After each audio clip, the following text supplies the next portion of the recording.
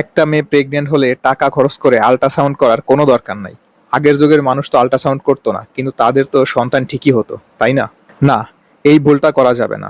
মা এবং সন্তানের সুস্থতার জন্য গর্ভাবস্থায় মিনিমাম 3 থেকে 4টা আল্ট্রাসাউন্ড করতে হবে। কোন কোন সময় করতে হবে এবং কেন করতে হবে? প্রথম আল্ট্রাসাউন্ড করতে হবে গর্ভধারণের 6 থেকে 7 সপ্তাহের মধ্যে, অর্থাৎ 1.5 থেকে 2 মাসের মধ্যে। প্রেগন্যান্সি কনফার্মেশনের জন্য এবং একটবিক প্রেগন্যান্সি হলো কিনা সেটা দেখার জন্য। অর্থাৎ বাচ্চাটা যে বড় হচ্ছে, সে কি জরায়ুর ভেতরে বড় হচ্ছে নাকি বাইরে বড় হচ্ছে এটা দেখার জন্য, এবং বাচ্চাটার হার্টবিট শুরু হয়েছে কিনা এটা চেক করার জন্য। সেকেন্ড আল্ট্রাসাউন্ড করতে হবে 11 থেকে 13 সপ্তাহের মধ্যে, এবং এটা করে দেখতে হবে বাচ্চার কোনো ক্রোমোজোমাল অ্যাবনর্মালিটি আছে কিনা, তার কোনো জন্মগত ত্রুটি আছে কিনা, এটা চেক করার জন্য। 3 নাম্বার আল্ট্রাসাউন্ড সব থেকে বেশি গুরুত্বপূর্ণ, এটা কোনোভাবেই মিস দেওয়া যাবে না।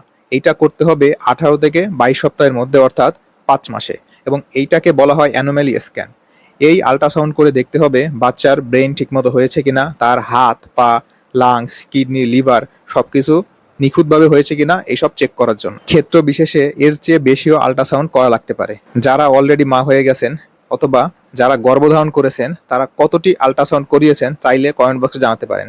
ভিডিওটা ভালো লাগলে শেয়ার করে দিবেন এবং আমার আইডিতে ফলো দিয়ে রাখবেন।